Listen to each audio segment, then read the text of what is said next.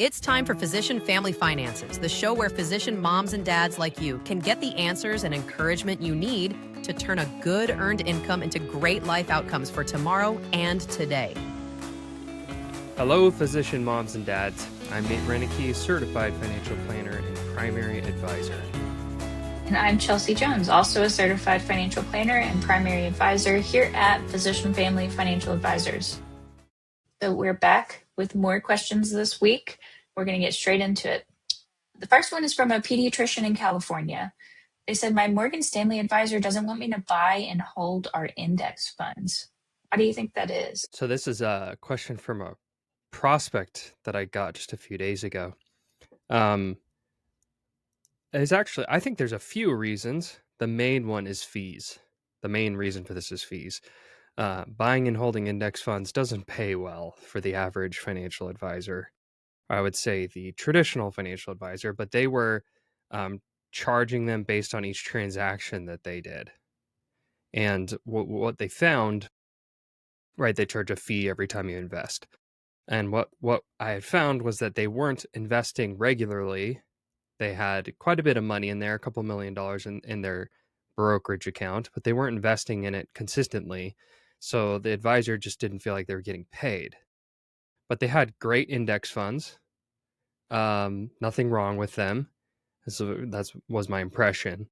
And so the advisor said, hey, they hadn't been able to talk them out of their index funds, which is, I'm very impressed and oddly proud of the client for sticking to their guns and not letting them kind of churn their account.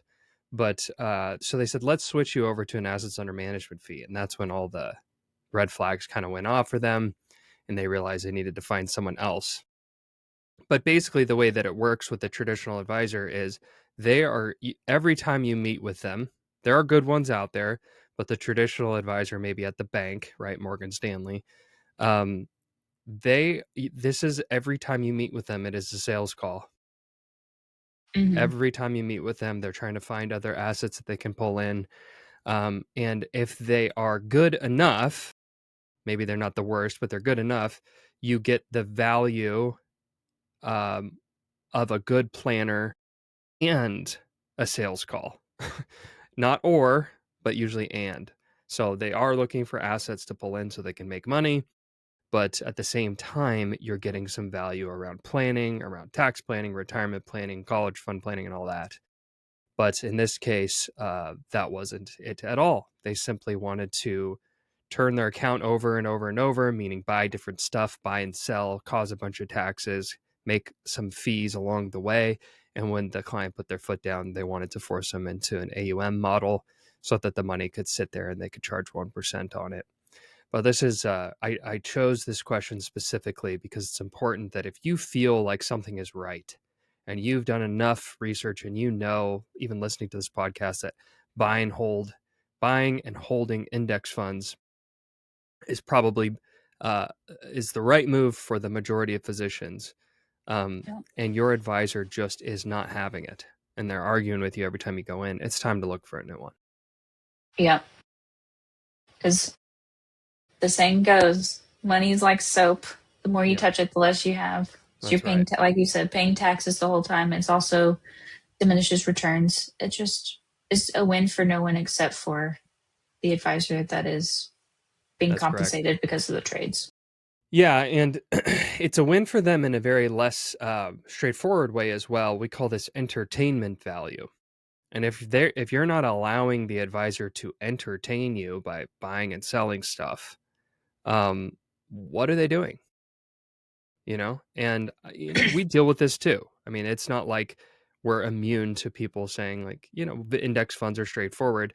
But as long as you have an advisor who's getting, you're paying them a fair fee, they're putting in index funds and they're making moves only when it makes complete sense for you. Like you're out of balance or you need to invest more money because you have more money or something has changed in your situation.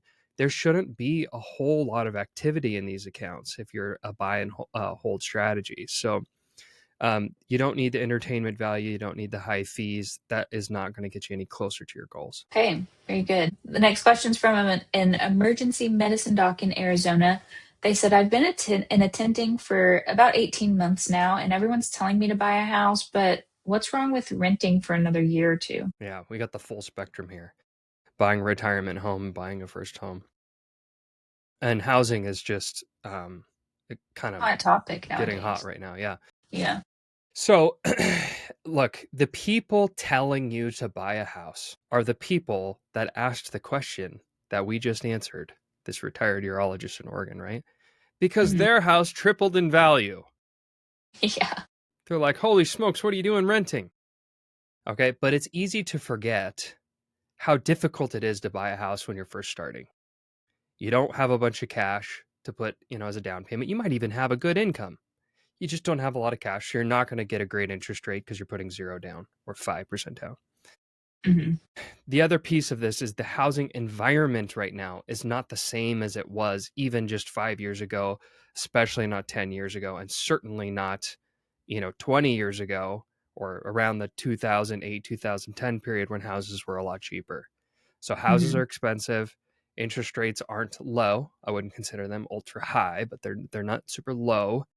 And so new doctors are looking at the housing market and they're saying, I'm just going to rent. Rent's $3,000 a month and the mortgage would be 5. Yeah. And it used to be where you do this math and you'd say, rent's $3,000 a month. My mortgage is going to be $3,000 a month. The only thing in the way in between me and a house is a down payment. Hmm. And then there's these doctor programs where you don't need a down payment. So for several years, I was sitting here saying, yeah, you should probably buy, but there are great reasons to rent. So, um, the answer to this question is there isn't a whole lot that's terribly wrong with renting. I would say you should buy a house that you can comfortably live in for several years. So, what does that mean? Comfortable means it's a comfortable payment. Comfortable means it's a comfortable space. Comfortable takes into account your family dynamics. So, do you have a child that's going to go off to kindergarten? You're going to have to move next year again. Probably don't buy a house yet. Um, So you look at a little bit into the future, but not too far because you're going to move. So a lot of physicians, when they're just getting started, they want to, buy their forever home as their first home. It is not going to happen. Even if you bought an expensive home and thinking that it was your forever home, I have never met someone that didn't move 3 to 6 years later from the first home they bought. You always move because you realize what you want at a house, you realize that you want to live in a different neighborhood. But what you get from renting is flexibility. You can pick up and move anytime you want. What you get from renting is you avoid many of the emergencies that people have in their day-to-day expenses. So literally on Thanksgiving morning this year, I had a a shower in my downstairs just essentially explode, Chelsea.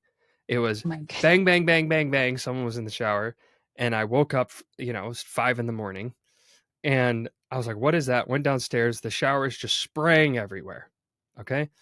And I know I talk about, hiring professionals and all that, but I can't help myself but to try to fix something before you pay a plumber $2,000 to come to your house.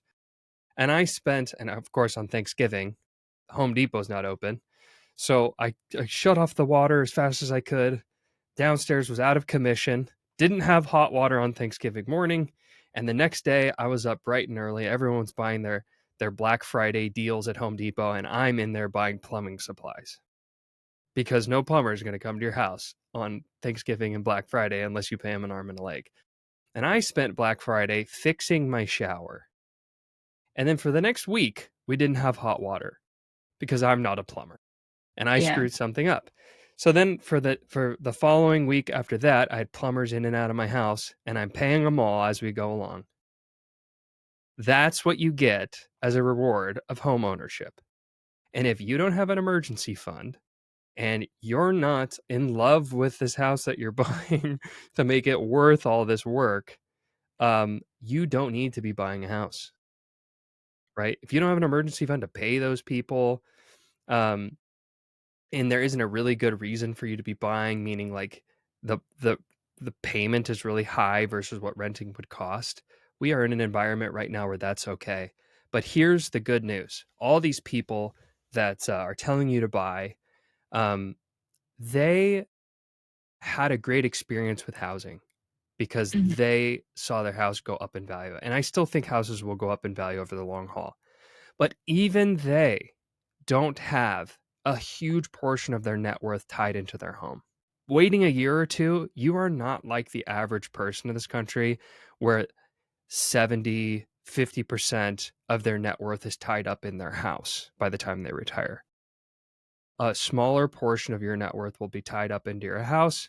That means that you don't have to squeeze out every little angle of housing just to be on track for retirement or be financially successful. Yeah. So wait a couple years, 18 months, find the right time for your family, and you will be just fine. Yeah. Not to mention, this doctor said that he's been attending for 18 months. I've never met a doctor who kept the same job their entire career either. That's right. Yeah. So you may have an idea if you want to stay at that job after 18 months, but Yep. It's 6 months totally from now, true. you could also decide that you want to leave because not because of the housing market or school districts, because you just need a better job. Mm-hmm. That's interesting that you said that. We've obviously, and I've obviously done this many, many times because on that same call we were discussing whether or not they should change jobs. Yeah. Okay. What's the next question? Next question's from a retired oncologist in Oregon. They said that my expenses are pretty sporadic. Whenever I had a regular monthly withdrawal set up previously, I found that the cash just started to build up in my checking account. What do you think about me taking withdrawals out in chunks instead of monthly? Mm. Um, which I thought this was interesting because Mm-hmm. it also gives a kind of a juxtaposition in my planner brain and in my working with actual clients that are retired brain. Because in the plan, we're like, oh, $10,000 a month. You're going to have $10,000 a month to spend. When in reality, your home's paid off.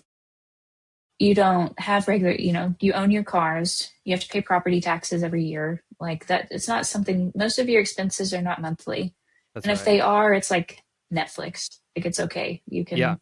You have $8 to pay Right. When we're Netflix, doing right? this spending plan, it's like, oh well, you'll need let's $1,000 a month just to upkeep on your house. But if you own a home, you know that it's like you don't spend anything one year and the next year you're replacing a roof. But that's mixed into your monthly withdrawal. So it doesn't, but they don't spend it monthly. I think that's a Yeah. really good point. It is, yeah. And we talked about it, and I was all in favor for taking it out in chunks because I think it was a great idea. Because would you rather have cash building up in a checking account that's earning no little to no interest, or would you rather have it working for you in your brokerage account and you can just take it out when you need it? Hmm. Because the taxes, there's no tax benefit to taking it out monthly as opposed to chunks. You're probably going to take out the same amount each year whether you take it out monthly or in chunks. And then if you take it out in chunks, you might even use less because you found that, you're not in a year where you need to spend $20,000 on a roof. Hmm. So, yeah, I think it makes total sense to take money out in chunks when you need it. It's not like the money is not there for you. It's still in your brokerage account. You can still take it out. It's just not in your checking account. It's working for you. You take it out when you need it. It'll continue to grow in your investment account and everything will be totally fine. Yeah. I mean, essentially, it's just, and it's, less, I don't know. There's less planning you have to do, I guess, because you're like, what do I do with this extra money? Mhm. The only thing I can think of, and I don't even know if this would be true, but I was trying to think like, yeah, what doesn't make sense about this is just if you get in the habit of pulling out a really big chunk way too early, like you Yeah. kind of do want to automate this. Maybe you just take out less, rather than $10,000 coming out a month, you take out seven, and then at the end of the year, if you need the 30 grand that's sitting there, you take it out then. But you don't want to be taking out like $100,000 out for the whole year. Take it out in a big giant chunk. But that's sort of semantics. I mean, like, basically the idea, the spirit of this is, yeah, leave money in there in the account until you need it. Yeah. Yeah. Because this client in particular, it's, year end. She's got charities that she wants to give to. It's Christmas. She wants to buy gifts for her family. Yeah. She knows how much she needs. And so she was like, can I just wait and take it?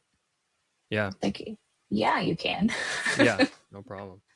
It's no problem at all.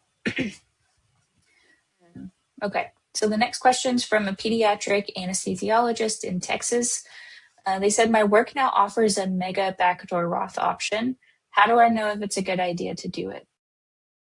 We're getting more and more about these Mega Backdoor Roths and Roth accounts in general with workplace plans. So, yeah, I want to just kind of give what we're hearing and then kind of get the response that I'm hearing from people, and then I'll have you explain a bit of what it is. We've explained it before, so we can be brief about it. And then I'll give kind of my perspective, and I want to hear what you think about it. But basically, what happens is you get your employee benefits, and you see new Mega Backdoor Roth is offered. This is after tax contributions that can do an in-plan conversion over to a Roth. That's the high level. It doesn't make a whole lot of sense to people sometimes because it's new. Until, a year or so ago, we hadn't seen a whole lot of it either, right? So, but what I hear from people is they come to me and out of nowhere, they're like, they want to do anything possible to fill this account up. They just want to fill it all the way up. And then I hear it go into like, should I be doing all Roth? Like even my employee contributions, the normal contributions I've been doing in my pre-tax side, the pre-tax side of this. So I just want to remind everyone, and let's be careful here. The most valuable money that you can put away in your workplace accounts will be pre-tax money. This is for physicians, right? You pay so much in taxes now. You want to defer that tax bill until later when your tax bill is lower. So the difference between what you've been taught maybe when you're younger or what the average person is if you're talking money with your friends that aren't doctors that don't make several $100,000 a year, the difference is that Roth is better for them because they won't be able to arbitrage their taxes. They're going to pay roughly the same amount of taxes in retirement as they do today. So, but for you, you're paying much more now in taxes than you will in retirement. So pre-tax is better for you. So but that doesn't mean you don't do any Roth. Roth is still awesome, still great, but it's just secondary to pre-tax. So should you do this? I mean, of course you should do this. It's a great idea to put money into Roth. This is another option. You don't do it before you do your HSA and you do your pre-tax contributions into your 403b or 401k. So, but now that I've I think that's how most people are reacting to this. I wanted to get that answer out there. Can you just really quickly tell us what a Mega Backdoor Roth is?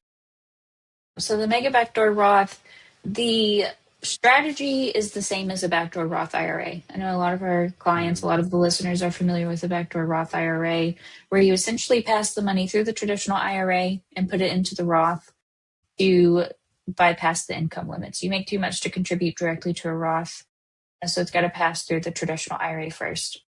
It's essentially the same with the Mega Backdoor Roth, except it's with bigger dollar amounts and it uses your 401k or 403b.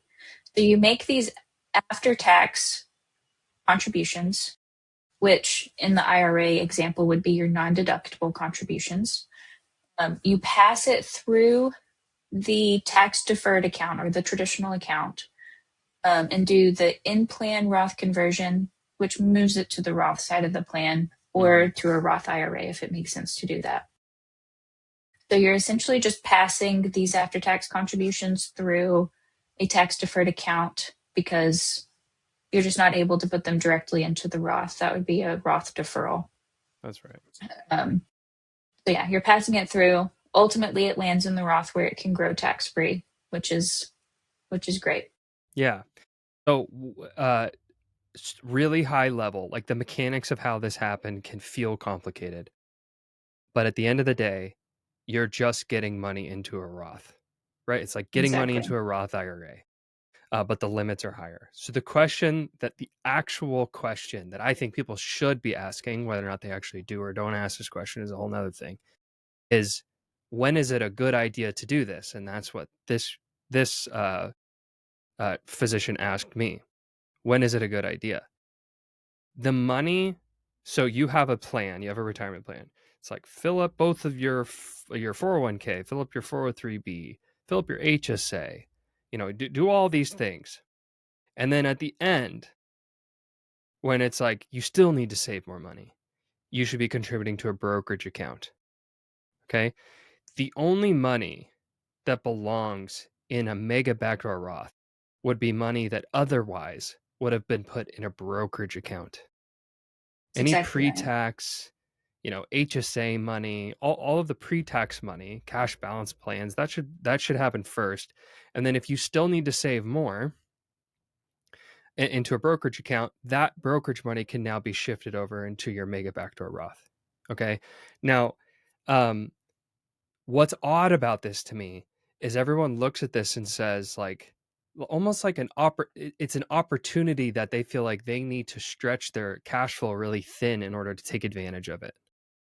And I do understand that quite a bit, just because you don't have all these opportunities. Like there's only so much you can put in, and they don't want to miss the boat.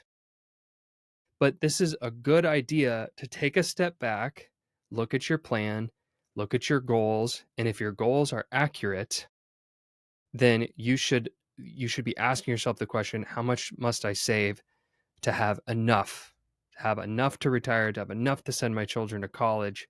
Ask yourself those questions before you stretch yourself so thin. Like I had somebody that wanted to dip into their emergency fund to do this, right? Don't stretch yourself so thin here. It's just another Roth savings opportunity.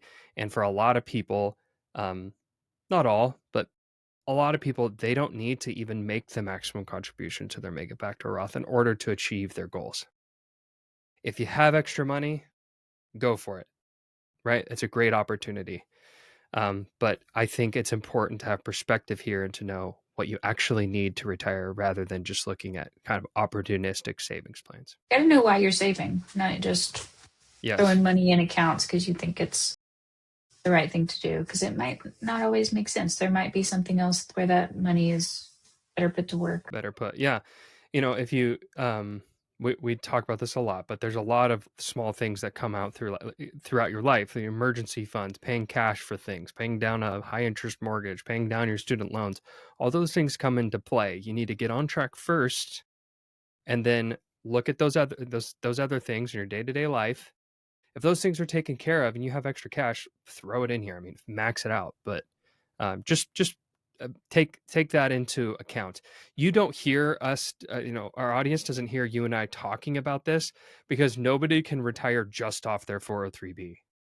Right. So of course we say always max that out. No, most people can't retire just off their 403b in a backdoor Roth. So of course we say max that out. But now we're getting into this territory where employer plans, I mean, there's a lot of money that can be saved in these plans. And if you're starting early enough, there's a chance that you could oversave. Just depends on if you got a pension and a Mega Backdoor Roth, it's like you might be set. So just be careful not to forget about today when you're saving for tomorrow. Okay, I'm going to close this out here. Thank you everyone for listening. If you liked this episode, please be sure to subscribe. We release a new episode every Wednesday, so you don't miss it. If you'd like to work with us, you can go to physicianfamily.com, schedule an interview. And if you aren't ready for that, you can send us a question at podcast@physicianfamily.com. We promise to answer every question, even if it doesn't make it to the show. And until next time, remember, you're not just making a living, you're making a life. Are you ready to turn worries about taxes and investing into all the money you need for college and retirement? It's time to make a plan and get on track. To find out if we're a match, visit physicianfamily.com and click Get Started. Or you can ask a question of your own by emailing podcast@physicianfamily.com. See marketing disclosure at physicianfamily.com/disclosures.